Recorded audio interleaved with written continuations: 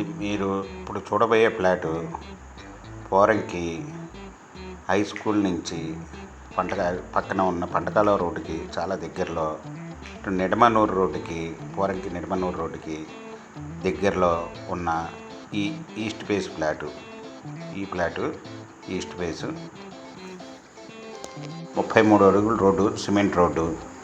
ఈ road phase వచ్చి 40, లోతు వచ్చి 55, 246 గజాల నాన్ లేఅవుట్ ఫ్లాట్ అండి. ఎదురుగా సిమెంట్ రోడ్ అండి.